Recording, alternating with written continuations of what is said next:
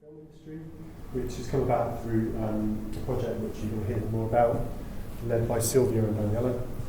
And I want to welcome Lilia Hartmann Trapani, who has come all the way from Italy to speak today. I'm not going to say too much because I want Silvia to introduce everybody properly. So I'll hand over to Silvia. Thank you very much. Okay, thanks, James. Hello, everyone, and welcome. I'm just going to introduce myself for those of you who don't know me. My name is Silvia Dibeltulo. I'm one of the members of staff in the Communication, Media and Culture team. I'm also part of the Creative Industries Network. So I just want to start by thanking all of you for being here, colleagues, students, members of the public. And also I want to thank the two networks that are sort of sponsoring this event. So this is a joint Creative Industries Network and EDIN network. So thanks to all colleagues involved. But most of all, I want to thank our guest speaker, casting director Lilia Hartmann Trapani. Lilia is one of the film professionals who we interviewed last summer in Rome as part of the Women in Italian Film Production project that you will hear more about at some point, possibly from our colleague Stephen, if not from him, either Daniela or myself will say a little bit about that. Okay, so I'll just give you a very brief biographical note about Lilia, and of course she will tell us more about her life and work experience. So Lilia has extensive experience in the area of casting in film, television and advertisement, both in Italy and internationally. She has worked on a significant and I would say impressive as well number of projects, including Martin Scorsese's Gangs of New York and hit TV shows like Killing Eve, Medici, Masters of Florence and Succession. Lilia is also author of a book, The Casting Director's Craft, which was published in Italian in 2020, if I remember correctly, and we're very much hoping that might be translated into English in the near future. Okay, I'm going to leave the floor to our colleague Stephen Gandul. Stephen Gandul, along with myself and Daniela Treveri Gennari, is working on the project on women in the Italian film industry, and is going to tell us a little bit about the project before Daniela and I have a conversation with Lilia. Thanks, Stephen. Okay. Just a very brief introduction to what the project is about. I mean, this is, have we got it up there? No, we haven't. It's we've just got our logo down here. It's an AHRC-sponsored project on women in Italian film production. Our subtitle is Industrial Histories and Gendered Labour from the 1940s to the 1980s.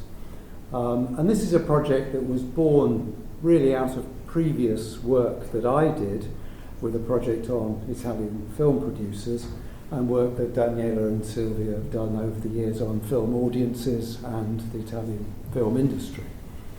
And what we're trying to do really is to change the narrative. Change the way the history of the Italian film industry is written, so that we don't end up always with narratives of male achievement.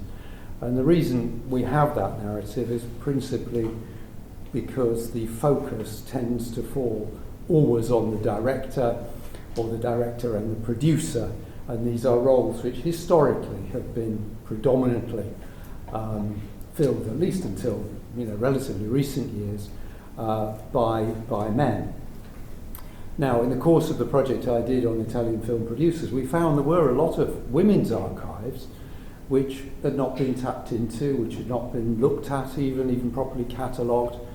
So one of the ways in which we can make women more visible is by discovering what they did and attributing value to those roles as well, which maybe appear to be marginal, collateral, but in actual fact are an important part of the creative process.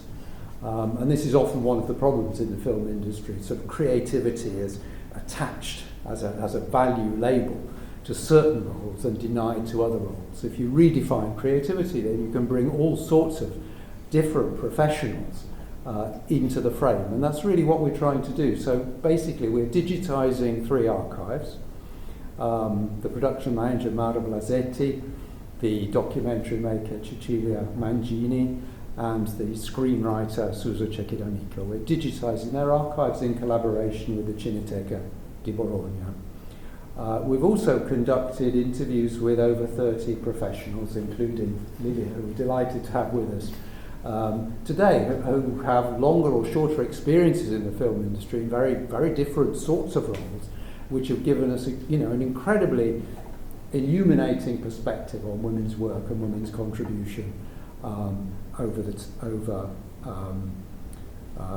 the years. So it's we're going to hear about Lilia's contribution today, and so I won't take up any more time talking about project. Just say it's ongoing. We're with it for at least another year and a half, I would say.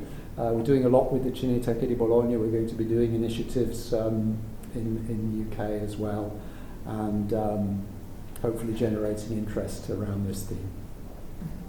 Thank you, Stephen. Okay, so I'm going to start with a few questions to Lilia, and then I'll pass on to Daniela. Okay, Lilia, can you tell us a little bit about yourself and your job? Yes, okay. I started to work as a casting director on a peculiar way, because I was a student. I studied history. I had no project to become a casting director. I wanted to be a historian, but I needed to work like all students usually need. And my mother, she was the first casting director in Italy. She just had started to be a casting director, because before she had been for many, many years, a long time, the first assistant director of Italian director Alessandro Brasetti. She had started in '48 with Fabiola, and she had worked with him for so many years. And the part of her job that she liked more when she was an AD was to find the actors for movies. Because at that time in Italy, the job of the casting director didn't exist. It was the AD that did it. So when the big American productions arrived into Rome to shoot in Cinecittà, they were looking for someone who could be a casting director, because in the States they used to have casting directors already.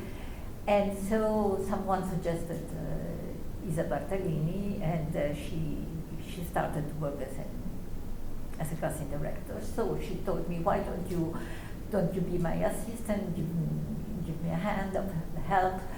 And so I started in this way, and I discovered that it was a very nice and interesting job, and I had great fun doing it. So at the end, when I graduated, I became independent and started to work as a casting director by myself. Mostly at that time, we worked a lot on commercials, because it was the period that commercials were it was very trendy to speak about commercials and to study about commercials, and it was a very rich and part of our job. So it was also very good training, because a casting director has to know as many actors as possible. And I met actors every day I had auditions, so it was a way to meet them and to know them, and it was also a way to develop technical skills on how to present them, how to catalog them. And so it was both an artistic and technical training. And so I started with a great pleasure to work also mainly on international productions, because in Italy there was still at that time, I speak of the 80s, a sort of prejudice in front of the commercial casting director. They thought, no, you cannot do a movie because you work on commercials. And so even if I had worked with David Lynch, with Ridley Scott, they still had this prejudice, which the international productions didn't have at all. So I started working a lot with international productions. In 2000, I did Gangs of New York, which was a big boost to my career, of course. And well, then we created, with the help of my husband, who took care of the technical and managerial part of the job. We created the studio, our own studio, where I could do auditions how I wanted to do them, with a good lighting, with a good camera, with a good background. And so we went on, we grew, we are now we have found another studio, bigger one, where you came to see. Yes, and we have, I have an associate and 2 assistants, and so that's how it began. Okay. And can you tell us a little bit more about the kind of productions that you've worked? You mentioned Martin Scorsese's Gangs of New York. Can you I'm really curious to hear what was that experience like, but also can you tell us a little bit more about others that maybe are close to your heart? Yes, well, Gangs of New York, it was amazing because Cinecittà was transformed into New York of the 19th century. So there was a harbor with the navies, there were the old town. It was incredible. What my job was mainly to find local actors that could be believable to be American, especially Irish, because this was a story about the Irish gangs against the other. So it was not very easy to find so many. They were not very important roles. Most of them were day players, but many. And it was funny to look for all these Irish-looking and English-speaking actors and talents. At the end, I went in all Irish pubs in Rome to find for the smaller roles some guy that could be believable. So it was a very nice, interesting and formative experience. It lasted for a few months. And then another nice work was Eat, Pray, Love. There we casted the part, I say we because I was casted together with my associate, Gianni.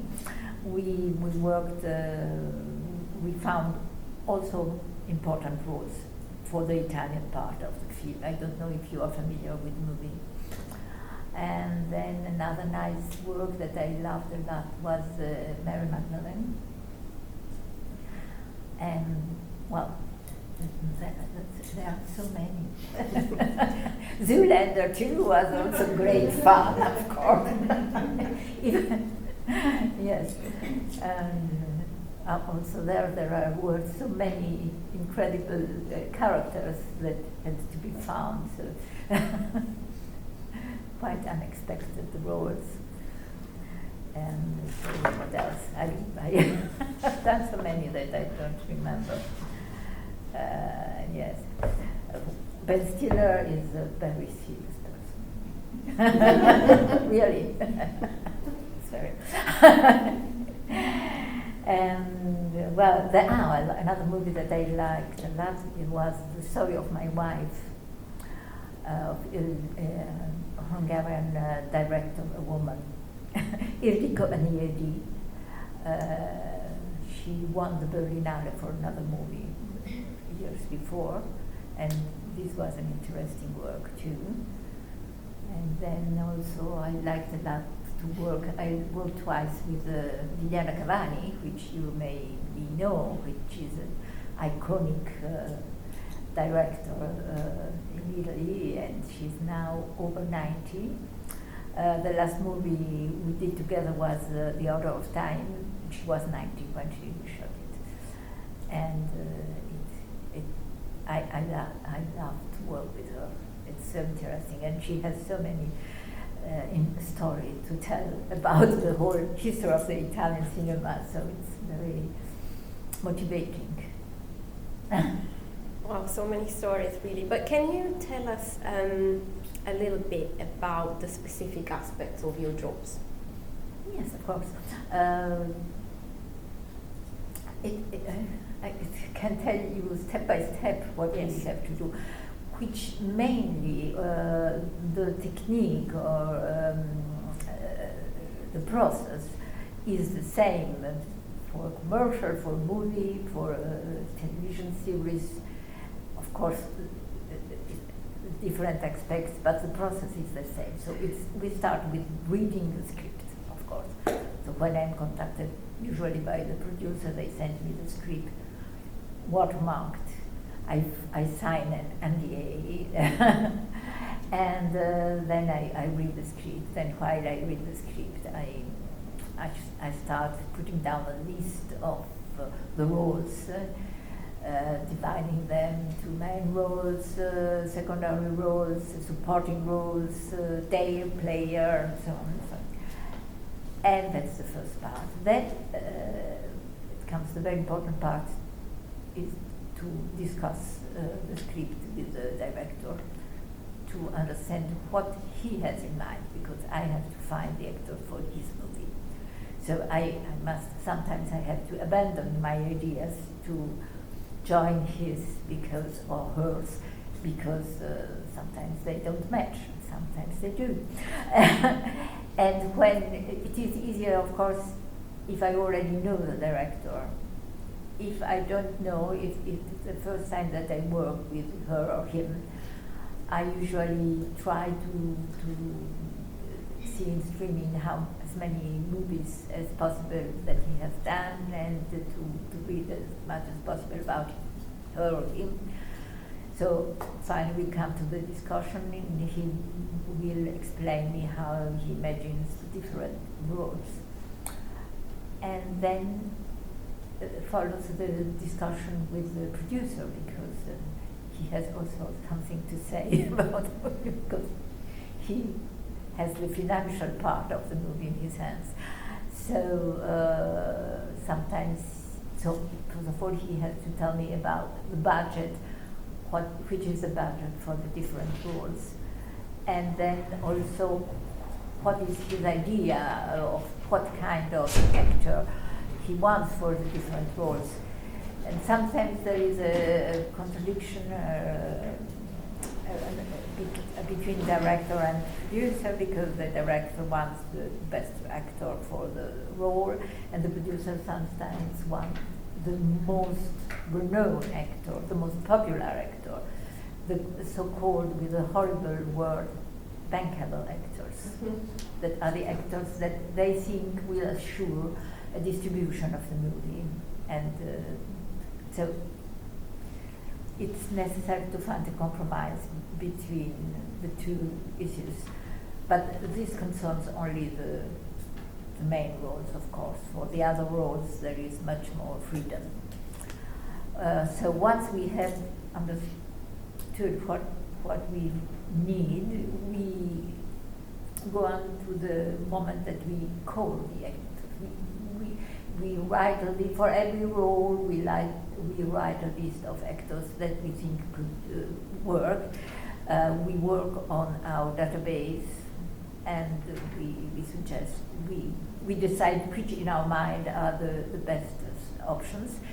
But in the meantime, we send a casting list to all the agents, because they are the one that represent the actors, and they have also their idea, their suggestions. So we try to explain them exactly what we need. They send a huge amount of suggestions that not always match to what we were looking for, but in any case, we sort out their suggestions, and so at the end we have a list of the actors that we want to audition. And auditions can be done in person.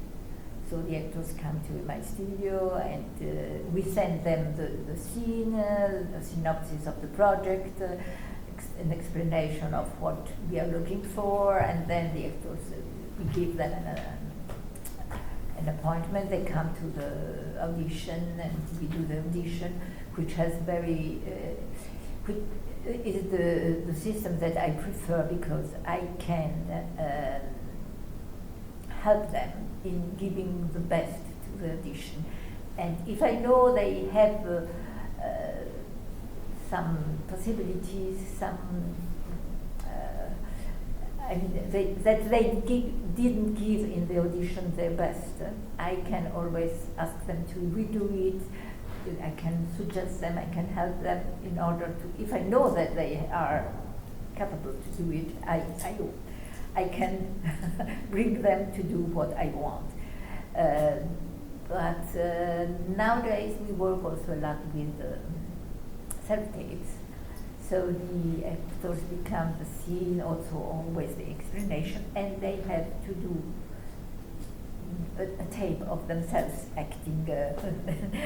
And there are actors that can do it very well and others that it's pity because maybe they are good actors but they are not able to do a self-tape. They look on the other side. They do a wide shot. There are noises in the background. The light is not good. So I explain always. When I send the scene, I always send also a paper with an explanation of how they have to do it, but they not always do it in the right way. Anyhow, the self-tapes have an advantage, which is that I can propose actors from everywhere.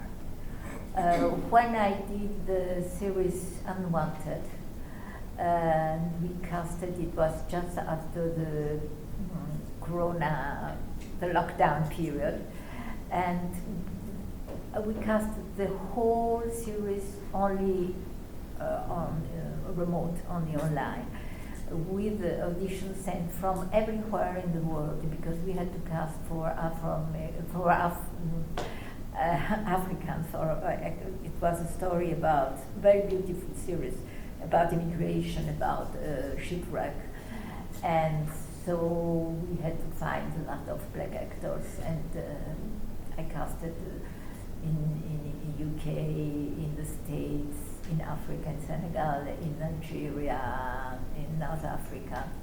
It was very interesting, but I couldn't have done it without the self-tape technique, unless the production would have been so rich to pay my travels to all these countries, which would have been lovely, but quite unrealistic. So once we have done, I'm not too long. No, go ahead. Once we have the audition, we go through them again. We look which are proposable and which not.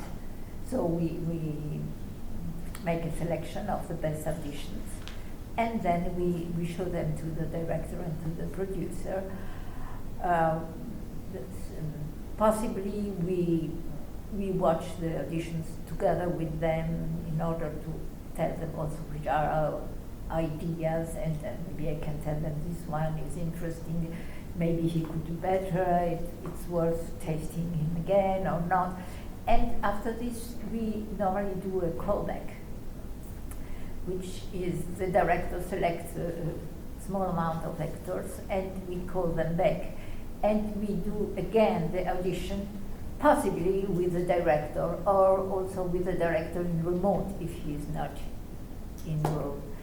And this is the last part of the selection, and then we hope that the director finds the actors he wants, that matches to his requests, and the producer as well, so that they are both happy.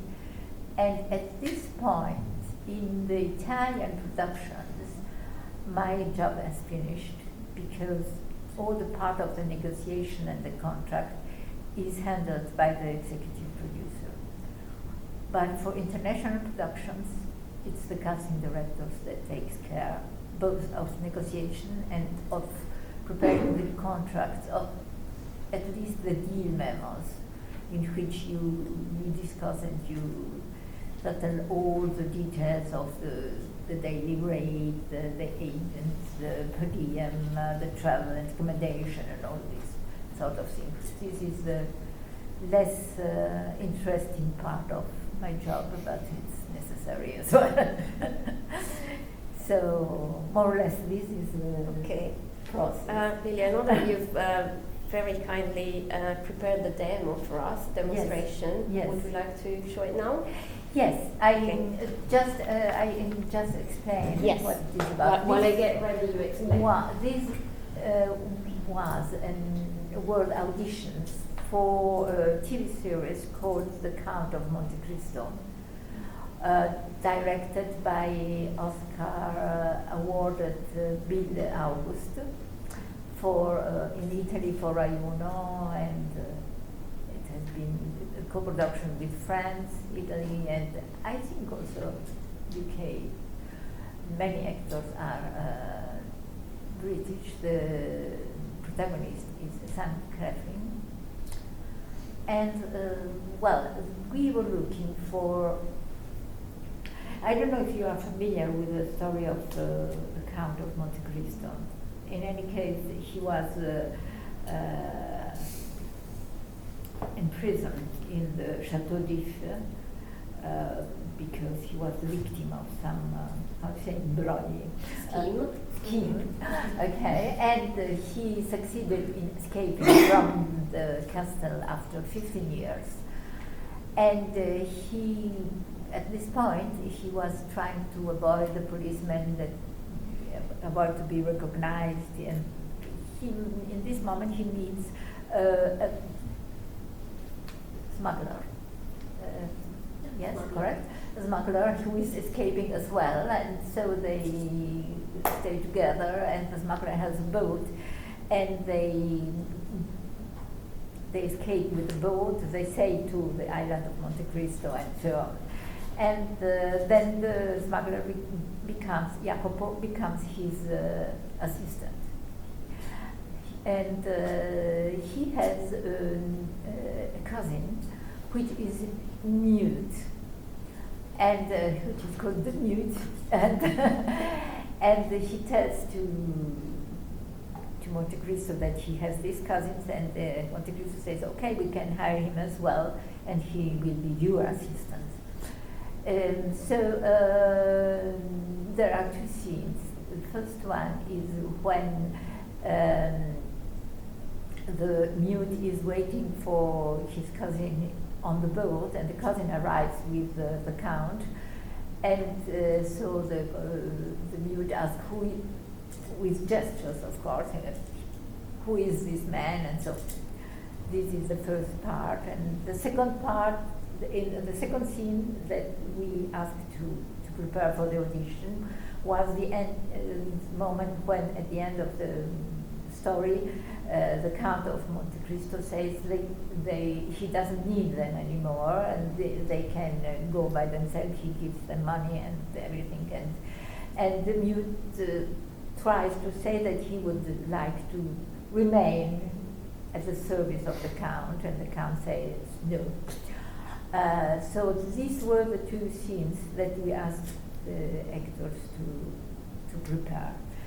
First of all, I always ask for a short about me, because I also, especially in the production in English language, I want to see how good is their English, if they would be capable to an improvisation, or if they can speak with the director, take directions, and so on.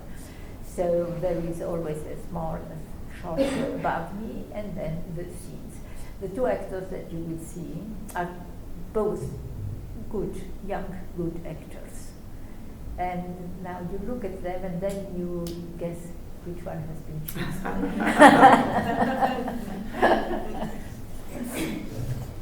Last year, yes. So the reason why he has been chosen, I think, is that he brings a side of comedy, of lightness into the drama, because the story of Monte Cristo is very tragic, and to have there has always to be a character that brings a little bit of happiness, of smile into tragedy, and August loved him so much that he created a scene just for him, because he discovered that Simone is able to dance, and so he added a scene at the dinner where he dances. So there are surprises sometimes. Thanks, Lilia. That was very nice to see. Okay, so I have a final question for you before Daniela asks a couple more. So can you tell us a little bit about how the work of casting director has changed in recent times? Well, technically it has changed a lot. Even if at the end it is always the same question to find the persons that will give the face, the blood, the life to a character that is only on the paper for the moment. So this is always our task. But of course, digitalization has changed a lot our work. I remember when I started, there were no computers, no writing. There were only writing machines and photos, and the agents arrived with a suitcase full of photos to suggest to the actors that they wanted to propose for the different roles, that you had explained them per phone, of course, because you could not send mails, so you had to call each agent and tell them what you needed, and then they came with the photos, a table full of photos, and then you took the photos that you wanted, then you had to store the photos, so I had to buy some archives to put all the photos, because otherwise we couldn't find them, to put them in order, and we had done a paper archive. And then we started to have first of all the fax. We could send the fax to the people with the description of what we needed, and the production could send us a fax with their request and so on. So this was the first step ahead. And then, the digitalization of the photos, so they started to send us suggestions via mail, and also the auditions. At the beginning we did tapes with the Umatic, so we had such big tapes for every audition, and then we had to send these tapes to the production, which sometimes was not in Rome but was in Milan or even abroad. So we had to call the DHL or in UPS and send these tapes. It took time, and so then slowly the size of the tapes of the cassettes gets smaller, reduced. At the end we had these small cassettes. Then we had the DVDs, and finally everything is online. So we send all the audition, as you have seen them now, we send them online. Also, we have all the agents have show us have their website with all their actors, with the showreels, with a lot of photos, so you can see much more about an actor. And also we have abandoned our paper archive and built a digital one already about maybe 25 or 30 years ago.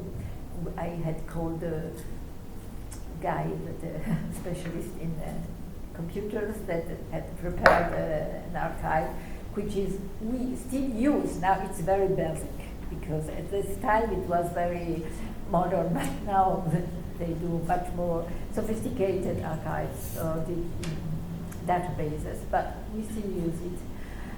But there are now international databases, so the actors can join this. Is one, well, Spotlight is the famous one. It's the English one. All the British actors and also international actors are join this Spotlight. So when you need an actor, you can, or you prepare casting, you can make your research on Spotlight, or you can send the description of the roles, and they will distribute them to all the agents, and they will send you their suggestions. And so this is the way I did for Unwanted, for instance. Then there is another digital database which is called Filmmakers, which is based in, created in Germany, but now it's very used in Europe, especially in Eastern and Northern Europe. There is an Italian one which is called Urban Casting. There is another one, Italian. So there are lots. And then, of course, there are then others in the United States. So you see, it's changed a lot. You meet less persons now. You are more on the computer, which.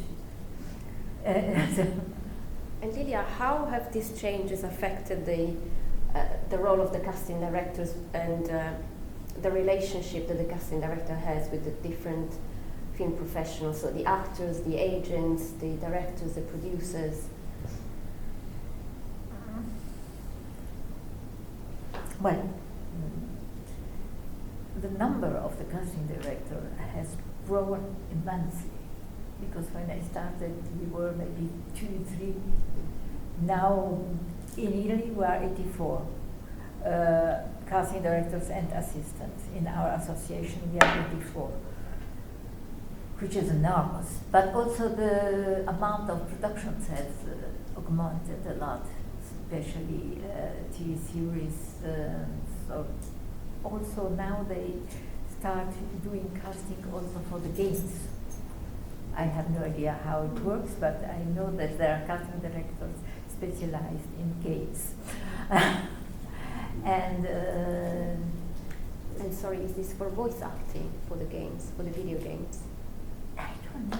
Does anyone know? I don't know. I will meet one of these casting directors when I will be in Mallorca for my workshop, and I will give us an inquire. Yes. And so also when you have to send your suggestions, everything is quicker, or you put them on Google Air, or as I said, you meet less the persons. Everything is more done online, which is a little bit a pity, but it doesn't happen always. For instance, when I prepared the Count of Monte Cristo, Bill August came to my studio several times. We met the actors. He was present at the mainly at the auditions. So it depends on the project. Okay, great, thanks. Daniela, you want to go? I just want to start with something you said last night when we were having dinner. You were giving us some figures about the gendered imbalance in the casting world. It was what, 80? What did you say? It was a really interesting. In our Italian association, it's 21% are male. 21%. Yes, and in the ICDA, the International Casting Director Association, 22% are men. Tell us your thoughts around this. Well, as I told you yesterday, I had a meeting. I invited some of my colleagues, women, to share our thoughts about how does this happen. And mainly there were two directions of thoughts. Part of us thought that there was a social reason, because at the beginning the casting director had mostly to do phone calls and was a little bit like a secretary. The director or the producer told them which actor they wanted to see, and the casting director called them to see if they were available. It was much more a sort of assistance. But I disagree with these ideas, because in fact the casting director profession started in the States when the big unions stopped to have their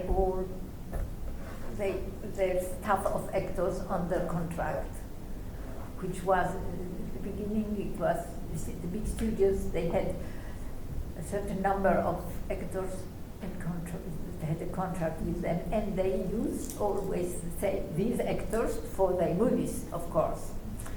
And at a certain point this system stopped, so the production companies had the need to find actors outside of their circle.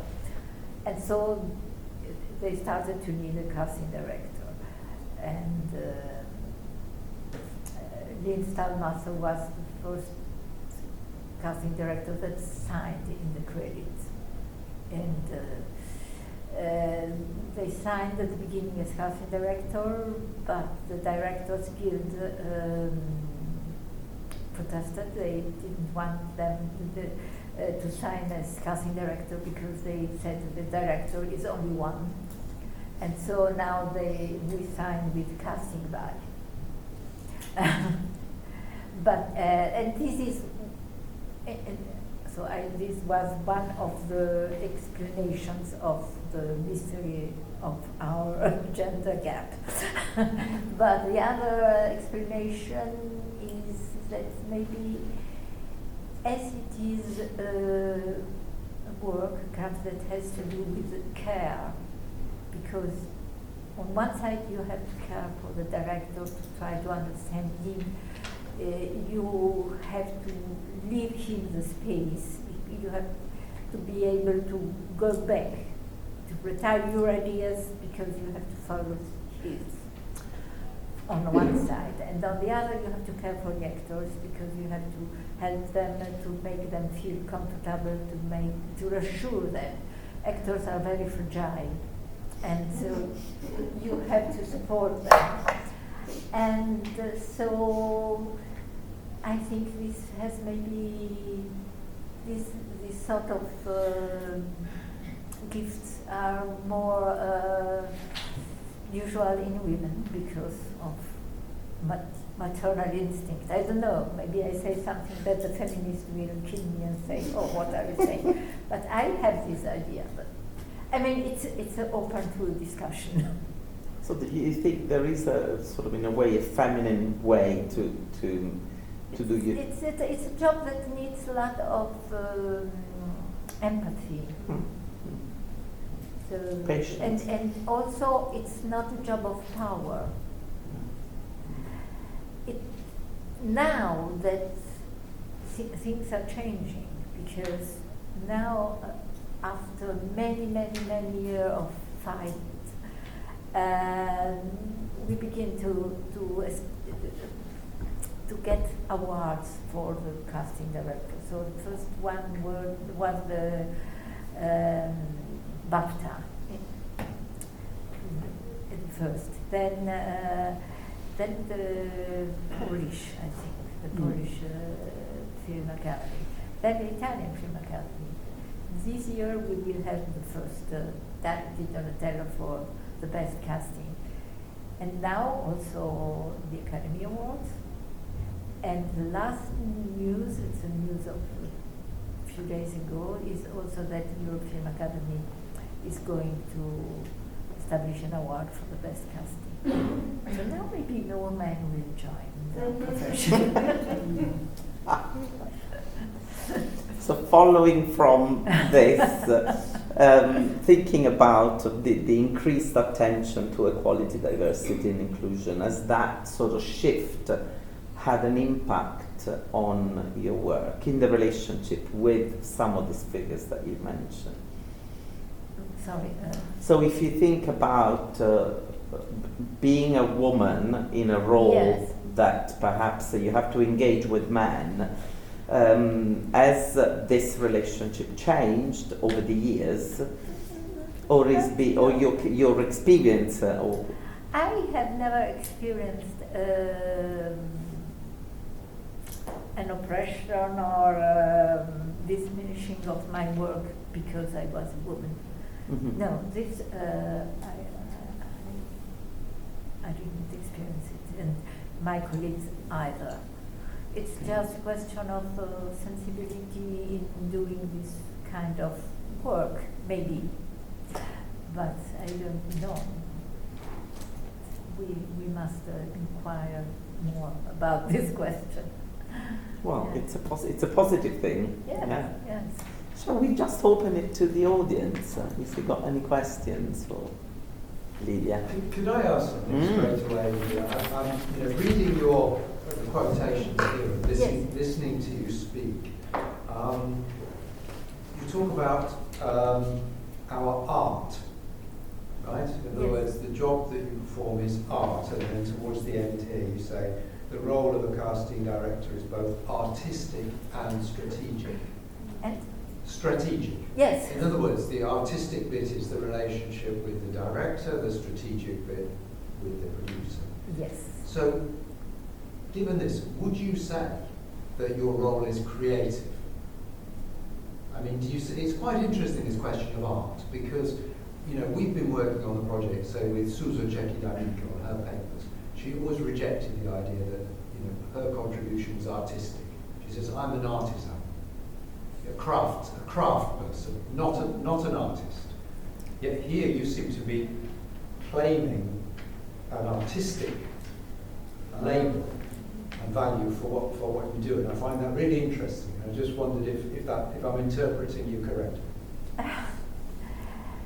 I don't know why Susan said this, because probably she has this very humble character. She didn't expose herself. I think that she was an artist, personally. Yeah. Like a writer can be, a writer is an artist, and she wrote wonderful scripts. So, I would, if I would translate my book in English, I would say the casting director's craft. My former assistant and now very important casting director in Italy, Laura Muccino, she has written recently a book, and she calls it the art of casting. So let's say that I would say that we have both sides. I mean, we can be very. It depends on the project, of course, because there are some projects that need really a very artistic sensibility to find some special performer that can correspond. For instance, I think that I was talking about this film Misericordia con il Madante. I think that the casting director that has created the ensemble of this movie, the cast of this movie, he had a very artistic feeling to put together all these actors in such an incredible mixture. If you do a TV series or a blockbuster, it's a craft. Yes. So I think it depends a little bit upon the project. But when we say an art, it is because maybe there is this part of our job that is based on sensibility, on empathy, which are characteristics of an artist in some way. So also the capacity to listen, and to invent, to create,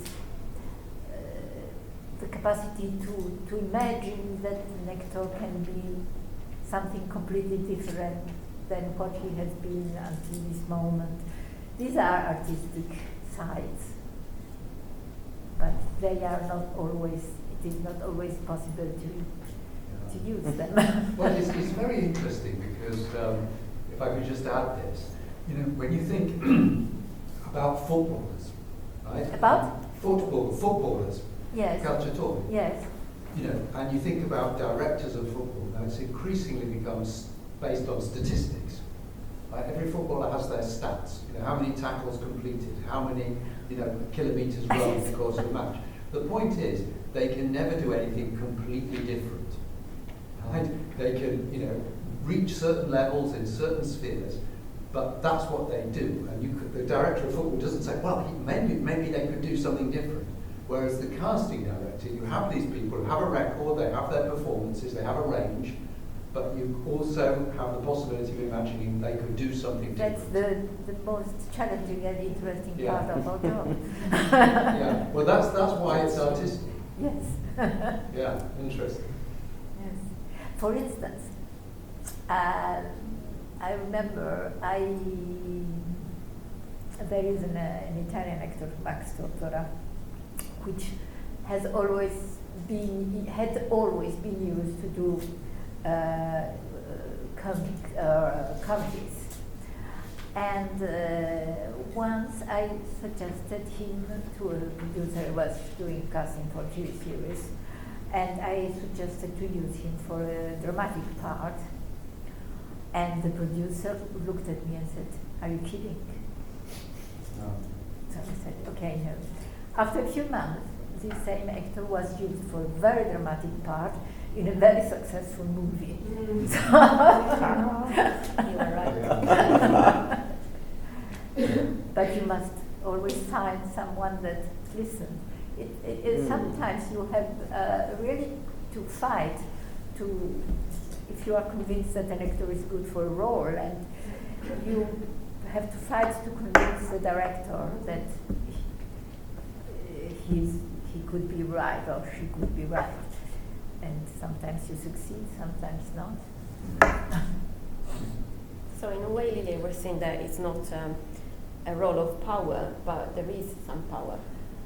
Like if there is a clash of wills or imagination or intentions between the casting director and the director or producer or both, you can, if you persevere enough, I don't want to say impose your vision, but the power is in the hands of the producer and the director. In certain projects more in the hands of the director, in some other projects more in the hands of the producer, but they have the last decision. Your power, the power of the casting director is, first of all, to decide whom you want to propose. And then it is not a power, it is a capacity of convincing. If you are really convinced that an actor is better for the role than the one that the director has chosen, then you have to explain why and to try to convince him that sometimes you succeed, sometimes not. So it's power of persuasion. Yes, yes, rather. It's yes. a skill that you do we have any other questions, Hannah? Thank you. It was a really, really interesting talk. It's such a pleasure to listen to. My question is, Daniela raised diversity and inclusion initiatives, and one such initiative that has been growing, I think, in recent years is the use of disabled actors for disabled roles. And so I was wondering, with the example of the Count of Monte Cristo, was there any discussion at that time of maybe using an actor who was mute, because there's obviously very few employment opportunities for disabled people, and representing people with their own disability is one of them. So is that something that was discussed? Is that something that you would consider now? In UK you are much more ahead than in Italy about this question. We are trying with our colleagues to enhance, to promote the use of disabled actors, but it's not very easy. There are, for instance, in UK there is an agency, which I think it's a little bit also, in some sense, sort of, how do you say, that there is an agent only for disabled actors. It's ghettoizing. Yes. In fact, the idea would be that every agent has also represents, but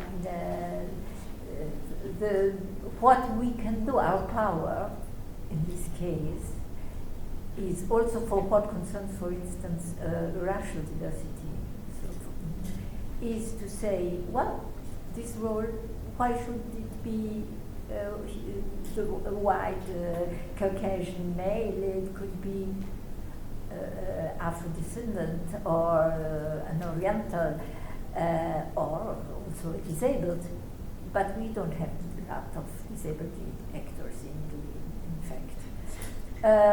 It was a certain trend at the moment. With Netflix wanted us to do a sort of research of database of disabled actors, but then it didn't progress. So there are very few. The problem is also that there should be a script. The script writers should write roles. I remember with Breaking Bad, the son being an actor who had cerebral palsy, that being a moment of kind of celebration and discussion of the issue. I think it's still a fairly exceptional case. And then there is what we do more is to promote the use of Afro-descendant or Oriental actors. There are not a lot in Italy because Italy has not a long history of colonialism and of immigration, consequently of immigration, like can be the case of UK or USA or also France, where there are already black actors that are well known, affirmed. In Italy it is not the case. There are not a lot of black actors, but we are trying. We have formed a group with some colleagues, and our purpose is to promote Afro-descendant actors, to ask them to do monologues, to record monologues, to do a database, and to try also to involve the script writers and to convince them to write roles. And also we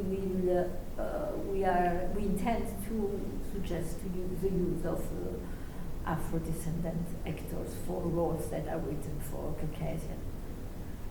But it's work that has to be done. Now in Italy the moment is not very favorable. Thank you. That I was telling before, because the producers are convinced that some actors will make the distribution of the movie easier, and then people will go to watch the movie because there is DiCaprio or these other actors.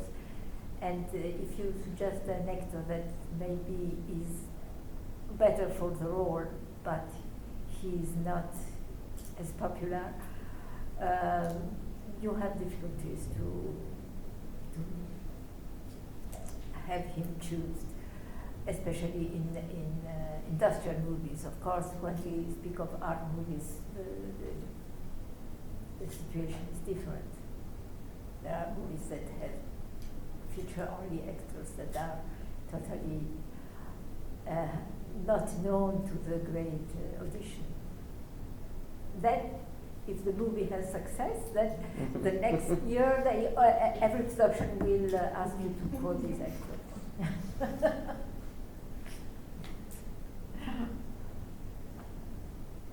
there any other questions? Can I ask one other thing? Okay, casting disasters. Now, everybody knows the term miscasting. Yes. But how does that happen? And have you ever had, a casting disaster? Well, miscasting happens very often because the producer wants this actor that is not right for the role. This is one of the main reasons. Or it's difficult that the responsibility is of the casting director. Sometimes, mostly it is because the actor has been imposed. However, it happened to me, for instance, that I have suggested an actor that I thought would have been able to transform himself and be a little bit different of what he is in the other in normal roles he plays, and I thought he was able to transform himself, and the result was a little bit deceptive. But of course, I cannot